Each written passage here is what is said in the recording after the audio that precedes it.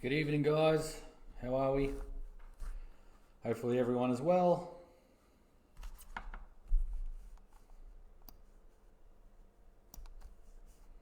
Hopefully everyone has been doing their training, sticking to everything. Everyone's been staying home. This week for me,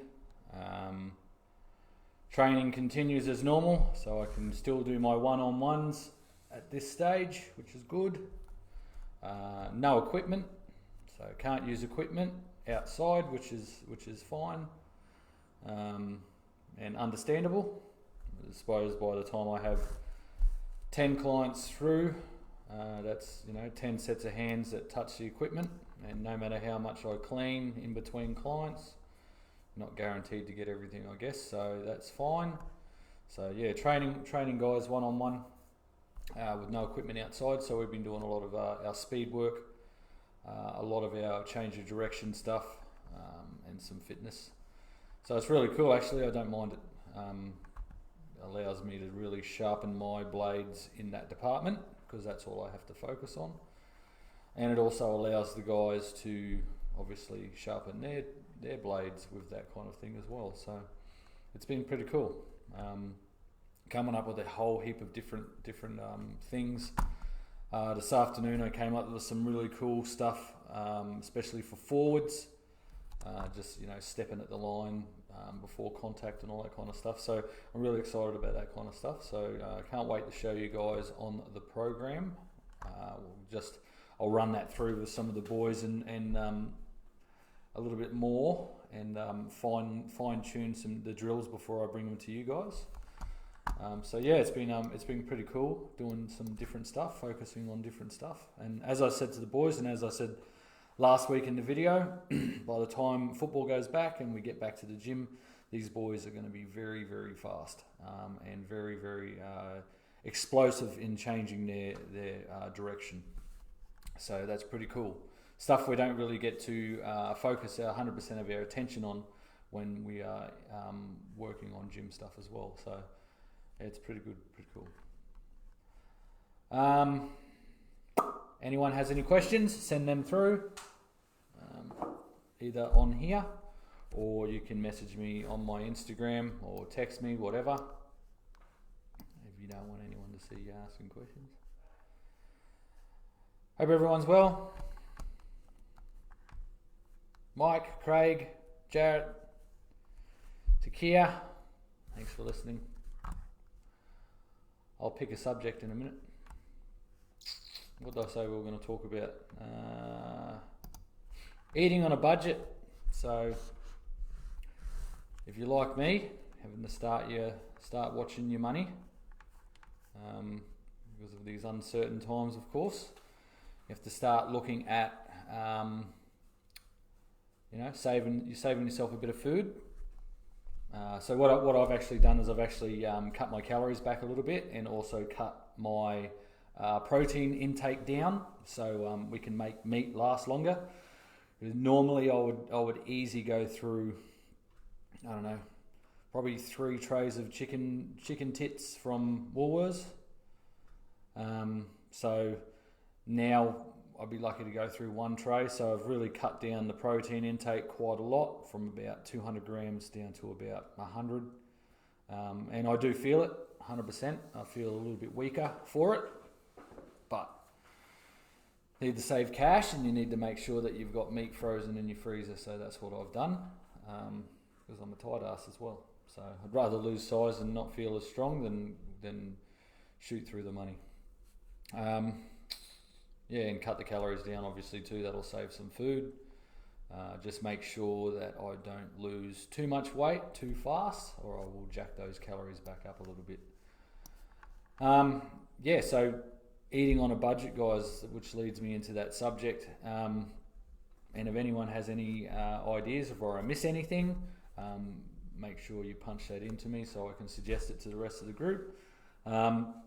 Things that come in mind for eating on a budget, so eating cheap but also full of nutrients and all those kinds of things. I think you'd be looking at things like obviously Oats is a big one, very cheap and goes quite far.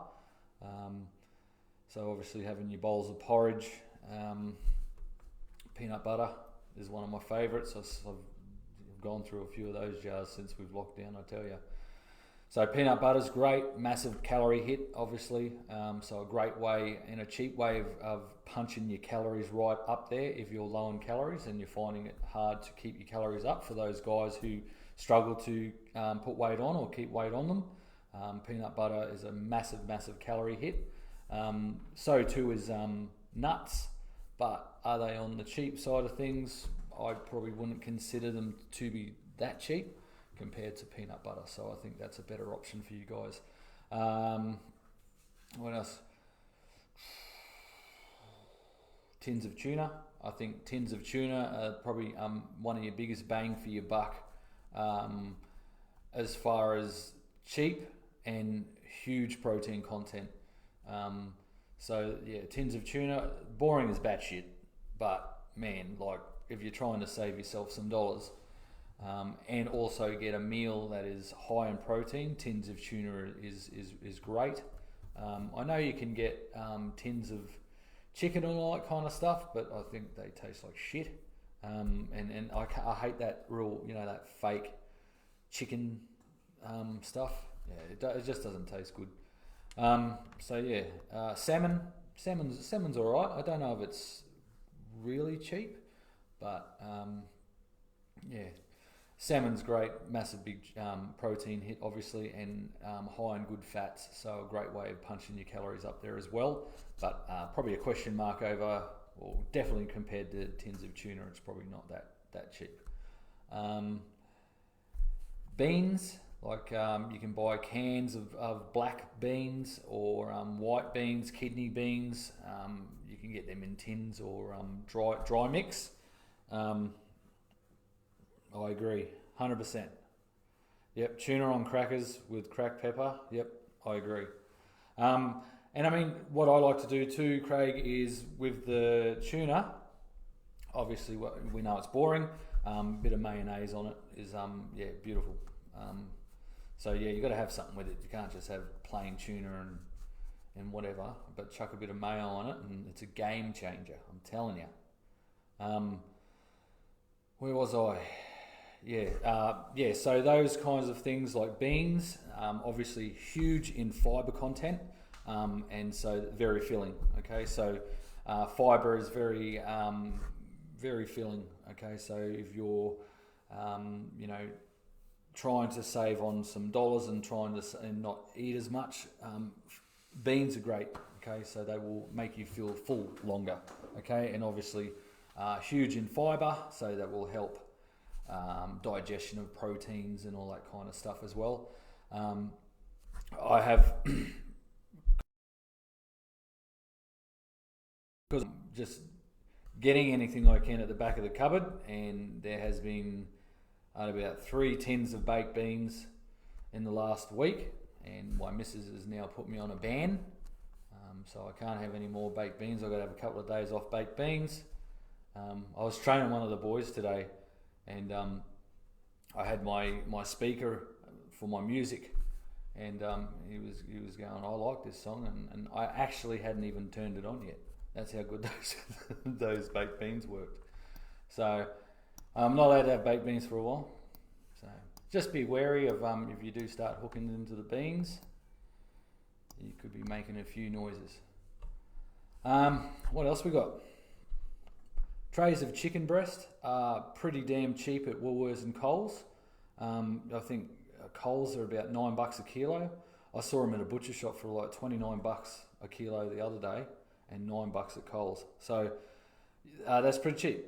Pretty cheap. And chicken breast is huge in protein content, low in fat, blah, blah, blah. So I would consider that a pretty cheap and pretty damn good option, is the old tray of chicken tits from Woolies or Coles. Barbecue chickens, the ones that are already in the counter, some of those, they're $9. There's a whole cooked chicken for you, so that's good for the price, and also obviously for convenience, so you don't have to cook the whole chicken up yourself. Um,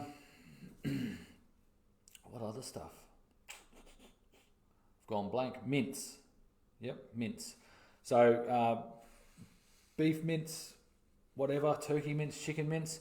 At Woolies again, you can usually grab 2 trays for $10. I could be wrong, but I usually get the turkey mince. The turkey mince is quite nice, very high in protein.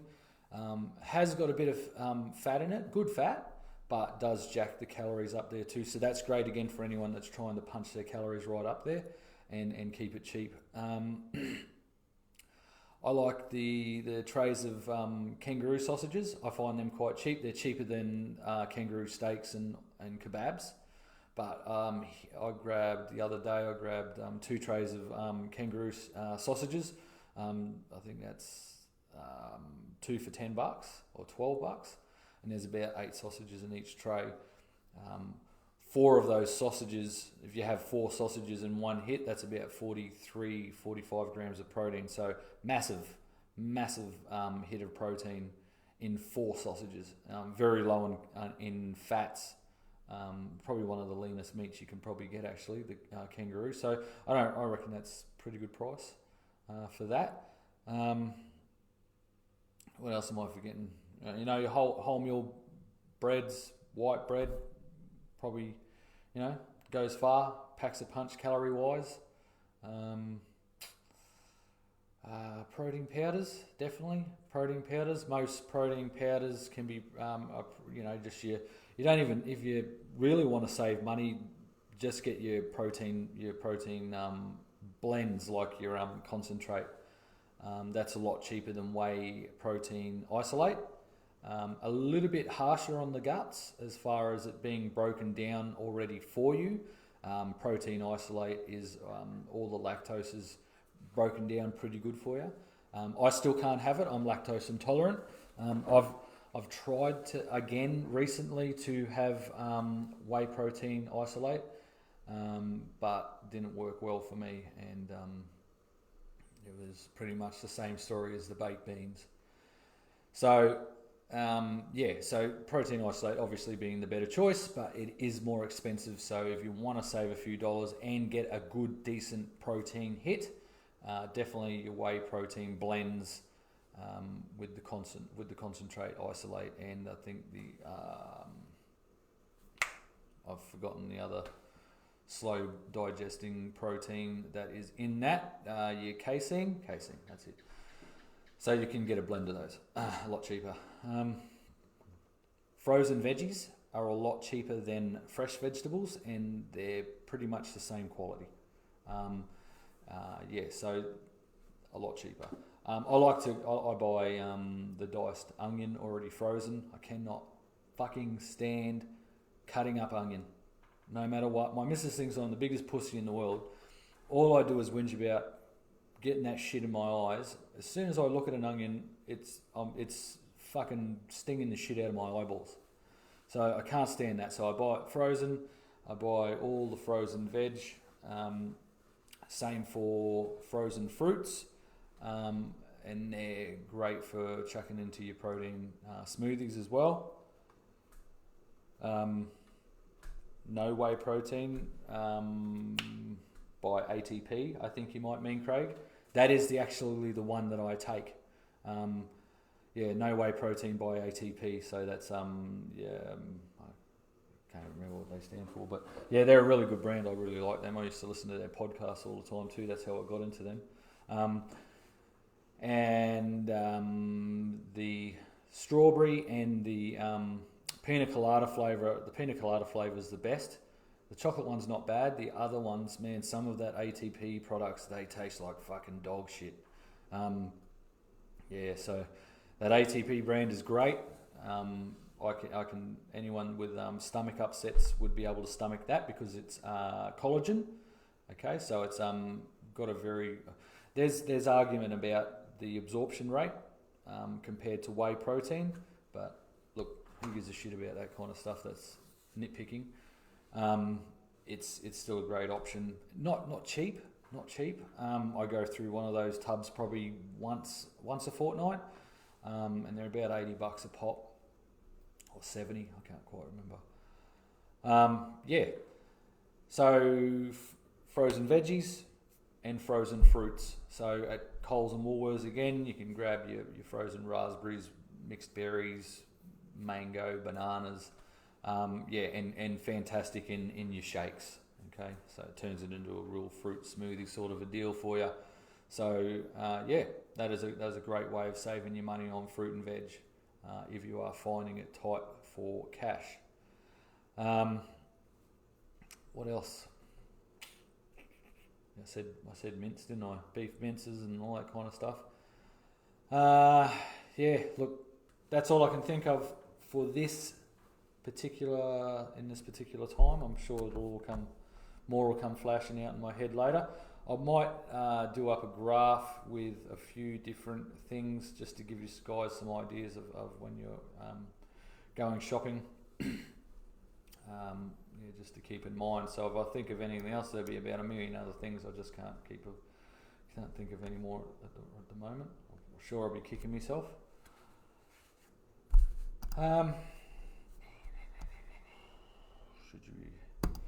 I had a question sent to me during the week. A young fella asked, now that we're in lockdown and the football season is all done and dusted, yes, Ash, yogurt is good, no problem at all. I don't believe in good foods and bad foods. Okay, I know you hear about clean foods and all that kind of stuff. Look, at the end of the day, it's calories in versus calories out, and I know I bang on about this all the time, but someone could eat chicken and broccoli all day long, six meals of chicken and broccoli all day, every day for a month. If they still eat more than what their body requires energy-wise, they will still store body fat, whether it's clean foods, okay? So I don't believe in good foods and bad foods. I believe in counting your calories, and I believe in not going over your calories and being in a surplus if weight loss is your goal, okay? So I do not believe in good foods and bad foods. All foods are the same. Obviously, some foods are higher in calories, some are less, but you can get it all in. You just have to juggle things around. So you could have, with me, as an example for myself, I've gone from 105 kilos down to about 93 now, and that's been over the course of about probably 10, 11 months. Of dropping weight around 400 to 600 grams a week, which is a good safe loss when you're trying to avoid muscle loss. Okay, anything higher than that, you're getting into sort of burning off a bit of muscle territory. Individual, of course, guys. Anyone who's holding a lot more body fat than someone else is going to lose more fat than they are muscle. But as someone starts to lean down and have less body fat, that 400 to 600 grams a week that I was just talking about may not suit them. They may need to be slower in their approach. And they may also need to increase their protein intake from 3 grams per kilo of body weight. They may need to jack that up as well, just because there's more muscle tissue at risk of being lost. So my diet consists of whatever I want it to be. My only rule is that I, first of all, do not exceed my total daily calories, which is at the moment I've just made a 100 gram drop in the last couple of weeks. So 100 grams I've dropped out of my diet per day. So I'm now on about 2,500 calories daily, which isn't very high for someone my size, but I didn't leave myself enough time to boost my calories up high enough. Once you get to a point where you're happy with how lean you are, then you can reverse diet back out nice and slow. And the idea is to get your calories back up as high as you possibly can, with putting on as least amount of body fat back on with that. And there is a bit of a process with that. It's not just about, okay, I look great now, I'm going to put my calories back up because I'm fucking starving. Okay, you can't just bang that shit back up. How many of us have seen someone who's done a 12-week challenge or a 8 or 6 week challenge? Everyone knows my attitude towards those.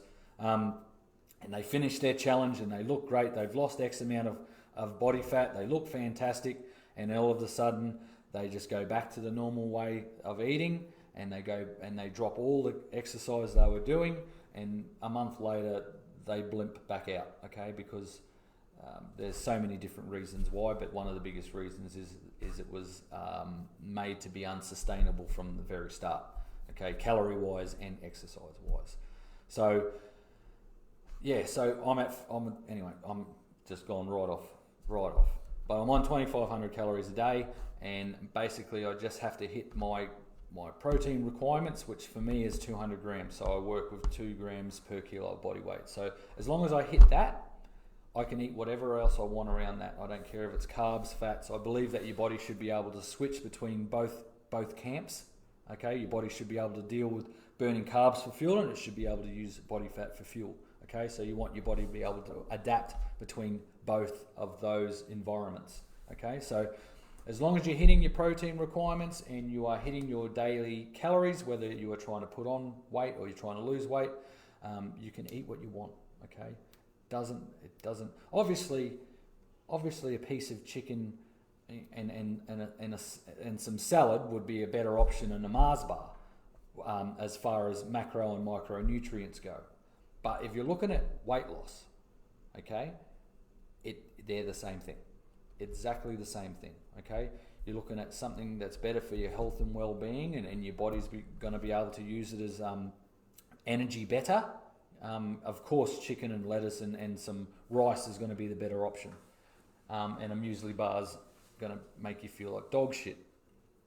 But, as far if you want to lose weight, you can still have a Mars bar. Does not matter, okay? Because at the end of the day, as long as you don't exceed your calorie intake, you won't put on weight, okay? Yeah. So, hope that makes sense. Ash?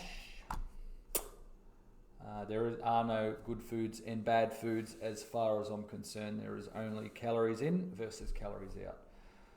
Anyway, going back to the question that I started, a young fella asked me during this week, now that we're on lockdown, now footy season is over, do we go back to training like it's off season? Okay, so is there and I'm sure most of you know that my attitude towards off-season training is a lot different to other coaches.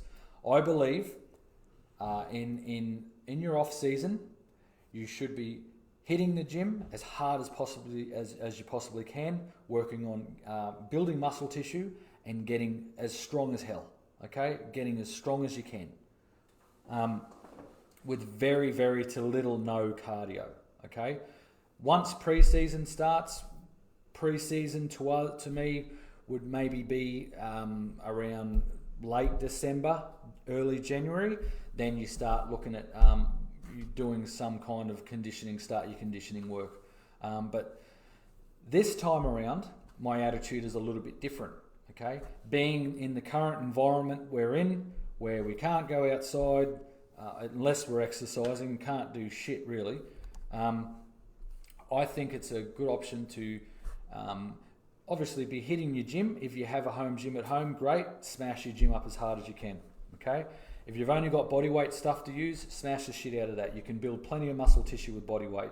Don't ever let anyone tell you otherwise. Okay, there are plenty of studies out there showing that you can build muscle tissue with as little as 30 to 40% of your 1RM at high rep ranges. Okay, so body weight, if you do body weight properly, and the advantage of being one of my online clients is you don't have to think about it. Okay, you follow the program, it's all done for you. Okay, hit that as hard as possible and get your size on, if as best you can in this situation. There's guys who have been training hard in the gym, and then now they're going to go to doing their body weight stuff. They're going to lose a little bit of strength. Okay, that's just the reality of it. And we spoke about this last Thursday. You may lose a little bit of size, but you shouldn't lose too much if you're training properly with your body weight and using a whole heap of different methods that we talked about last week.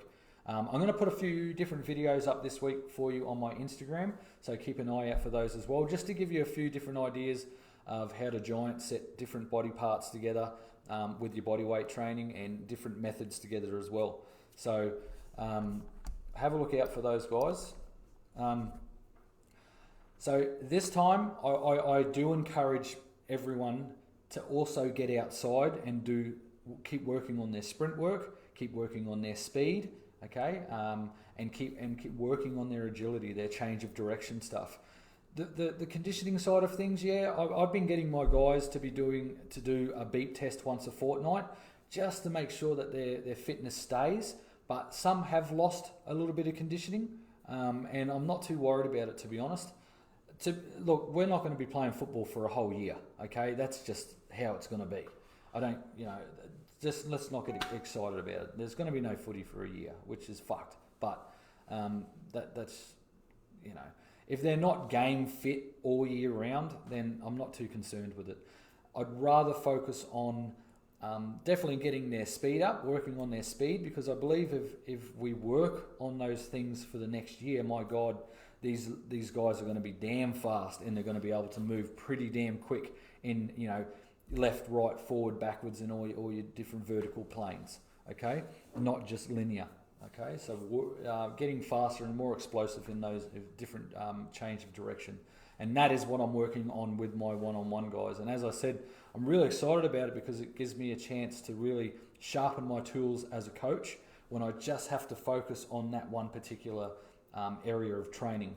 And I've come up with some really, really cool drills that you can just see that would just transfer to the field so well. So as I said, I can't wait to share that with you guys on the program. I am encouraging anyone who is, we are in off-season training now, but this time around, because of the environment we're in, I do encourage everyone to go outside and do that kind of work. Get a bit of vitamin D. It's not the vitamin D you're thinking of, Liam. Sorry, mate, you'd be still getting plenty of that. Get outside in the sun and get some vitamin D, okay? So you don't want to be deficient in vitamin D. That can lead to all kind of immunity problems and all that kind of stuff, all right? So I am encouraging guys, the players, to get outside and do those types of drills. And also it's going to save you. I mean, if you are just doing body weight training, you're going to start getting bored shitless of it eventually. We're all gung-ho at the moment, right? Fuck you, coronavirus, can't go to the gym, motherfucker, well, I'm just going to do body weight, I'm going to smash myself. But, 4 months down the track, that motivation that we have now is going to start to diminish, okay? So I do encourage that different variety of training so we can mix it up a little bit, so not just doing body weight training, okay? And obviously that's my job as well, to keep the guys interested, and that is why I change all of our programs every 2 weeks. So we've got some different shit to focus on, okay? And it's not the same program for a month or so or whatever, you know what I mean? I change things up, and we also change sets and tempos and rep schemes and all that kind of stuff. So yeah, if anyone has any more questions, feel free to ask. Joke's on me. No, it's not, Liam. It's not, mate. It's not. Okay, so also leading on to our agility, okay, or change of direction as I call it. Just a fancy name for saying agility. Now there are a couple of ways that I do these, okay? So at the moment, we're going through a block. So this is just my one-on-one clients, and also on the program we are doing this as well. If you are after trying to change direction, so stepping left to right, forwards and backs, okay, forward and back, as explosively and as hard as you can. It needs to be done the same way that we do our sprint work for speed, okay? I've spoken a million times about developing your speed and why a lot of people don't develop their speed. And it all comes down to the rest times in between those sprints, okay?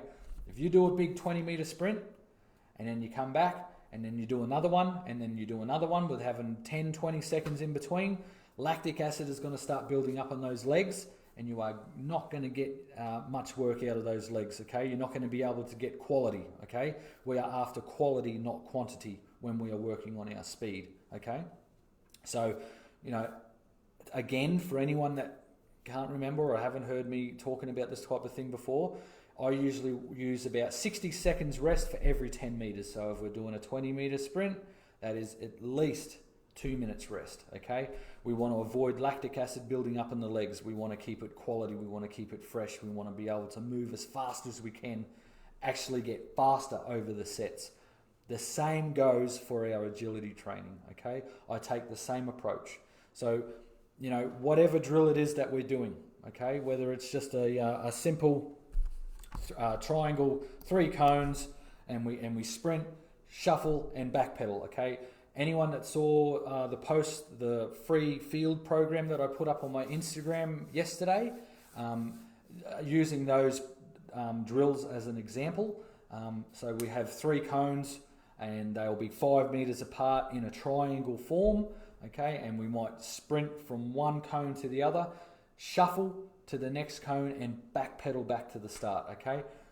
Then we would rest at least 30-40 seconds in between those. Obviously it's only 15 meters, but and it's a little bit different. You're not going hard out as you do a sprint, but again, look at the quality, okay, of the next set. If you think the next set's starting to look a little bit sluggish, a little bit slow compared to the set before, rest longer, okay? Because if we're after absolute explosive and intense speed in between different drills, you need to have plenty of rest in between, okay?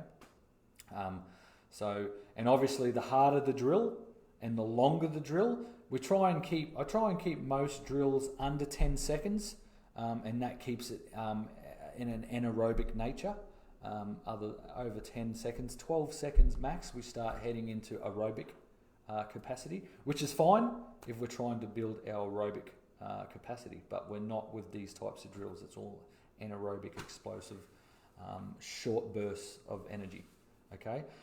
So that is how I do believe that agility drills should be done. Now, if I think back to when I played football, it wasn't done like that at all. And from what I've seen at most, I just put COVID-19 right in my eyeball then. I felt it go in. Most things that I've seen at club level, school level, most of the agility drills are all done with very little rest in between. Now, all we're doing there is we're not developing any of those fast twitch muscle fibers, and you got 2 legs full of lactic acid, so we're going to be moving very, very slow and very, very sluggish. So we're not developing explosive power at all. And if agility is all about explosiveness. Okay, so make sure that you have plenty of rest in between each drill. Okay, and each set in each drill. I can't stress that enough. Now, what I have been doing, if I'm looking at conditioning, okay, if I'm to use the sprint scenario again, and I'm after conditioning, I'm after developing their aerobic capacity, which is what we also need for rugby league more than anything, okay? There's no use being big, strong and fast and having no fucking engine, okay? So aerobic work is huge with a rugby league player, as we all know, okay? If you're not fit and you're not out there long enough to show all those other attributes, then what is the point of having those other attributes? What's the point of being strong and explosive and fast, okay? And you can be very fit anaerobically and be very unfit aerobically. So I hope that makes sense. Someone can be, it'll be like an NFL player, okay? So NFL, very explosive, short bursts of energy, okay? Their plays last for, 4 to 5 seconds. So if one of those guys came over here and tried to play rugby league, they would be fucking rat shit spewing on the sideline, okay? Whereas we can go over there and do the energy, the fitness requirements of NFL for a rugby league player or nothing. Getting your head around all the plays and all that shit, that's a different story. So if you are looking at cool ways of working on your conditioning instead of just, with the sprint work, instead of having 2 minutes in between 20-meter sprints, you'd go back to what I said before and you just have, 10, 20 seconds rest and then go again, bang, bang, bang, bang, bang. Okay, that's working on your aerobic conditioning. So that is your conditioning, your fitness. All right. What I have been doing also is if I do want to work on their conditioning and do something different, I have been doing those agility drills back to back, like a superset. So say I'll have 3 different agility drills all set up with the markers on the field, and I'll have them go bang, bang, bang, no rest, like a giant set. And it, beg my pardon, absolutely wrecks them, okay? Absolutely destroys them. And then give them very little rest in between, and then go again, bang, bang, bang. So whether it's your T drill into an L drill, into a 3-cone or a 4-cone figure 8 drill, all right? Bang, bang, bang, no rest. Then have 30 seconds and then make them go again. They're absolutely destroyed. Their legs are full of lactic acid and their heart rate's flying a mile. So that is a really, really cool way of doing your conditioning work too, instead of just your normal beep test 1, 2, your 1.2s, and it's and they all are getting some kind of different exposure to multiple plane movements. Okay, so I have been doing a little bit of that too, and it's pretty cool, and it wrecks the lads as well. So I love seeing them sore and having a whinge. So if anyone hasn't got any questions that they'd like to put up, I will go through my phone and I will just pick out some random questions if I can find any. Again, like I said last week, as soon as I got off the live, I had about 5 questions come through on Instagram. So if you have any questions now, guys, now is the time. Because if I go back out there and I sit down and the missus sees me on my phone, she will up me. So sorry guys, my Team Builder app has logged me out, which is a pain in the ass. Now I've got to find my password and put that shit in. So if you want to go for a piss, now's the time. If you want to go for a wee.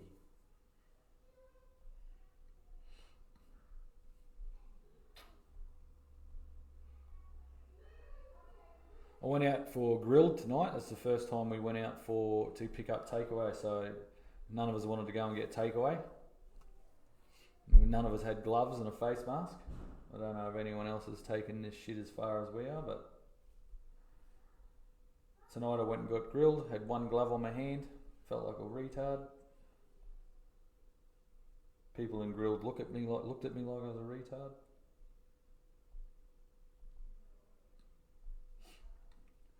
Pretty crazy times we're living in at the moment.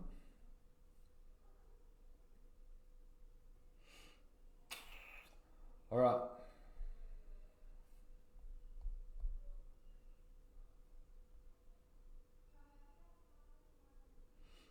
Just go through and find some questions here, guys.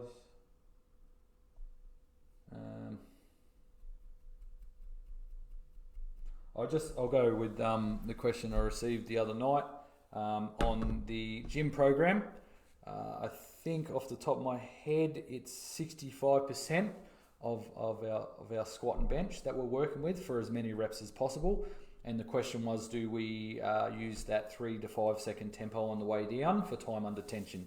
No, I want you to just punch out as many reps as you can, just at a nice, normal, easy pace. Okay, we've just come off a block where we have used our eccentric loading.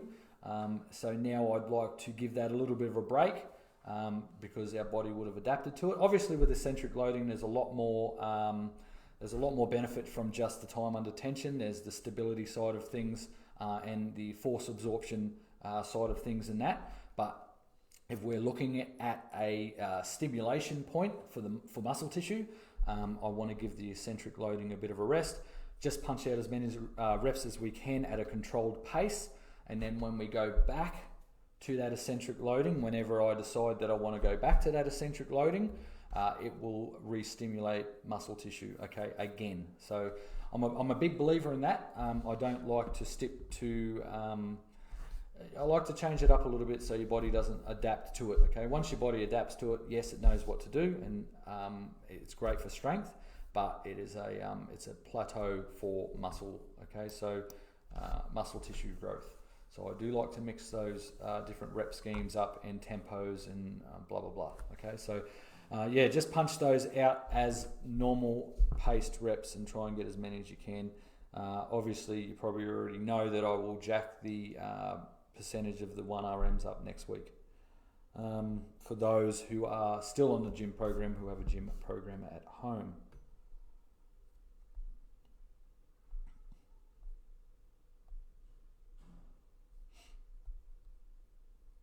Oh yeah, I'll just mention now. So I've been working my ass off, doing a lot of videoing, doing a lot of looking around, a lot of studying on bodyweight stuff. So I already had a fair, decent arsenal of bodyweight exercises, but I've found a shitload more. I've sifted through it all, and whatever I think is gay, we do not do. And there's a lot of gay bodyweight exercises out there, but there are a lot of decent ones too that I didn't actually have never seen before. So there's some really clever, intelligent people out there. So I've ripped them right off, and I'll bring it to you guys, and so I've just got to do a few more things this week, but next week in our program we'll have about 20 new bodyweight exercises to do in the gym and on the field. Okay, so it's pretty cool. So that's another 20 different things to put in our tool belt and to cycle through over the next few months. What else have we got here?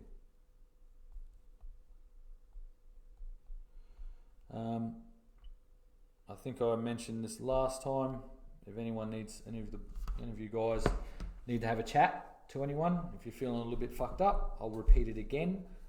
You are most welcome to give me a call. I gave my phone number out on the Team Builder app to everyone.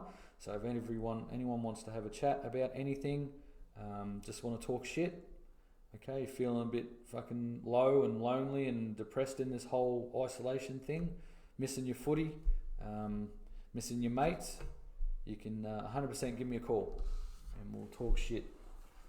I'm one of the biggest immature twits you've ever met.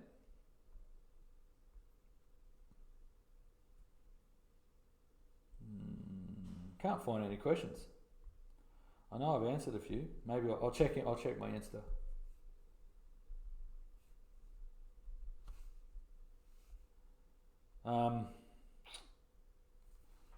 Just while we're on the subject, anyone feels free to share any of my posts, please do. It helps with my reach, and at this time I have lost a ton of one-on-ones.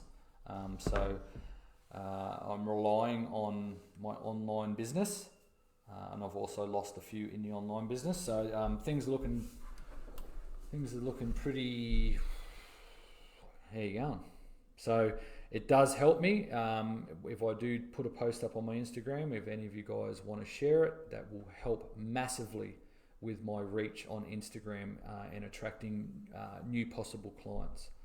So feel free to share that shit. Just checking my Instagram, guys. Sorry.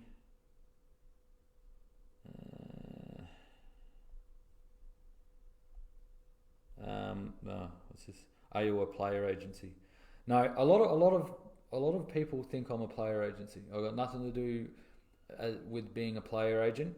I work hand in hand with a player agent, a very good player agent, and from a very, very big, highly respected player agency called Pacific Sports Management, and they have got a lot of players in the NRL, and I work hand in hand with one of the guys from there.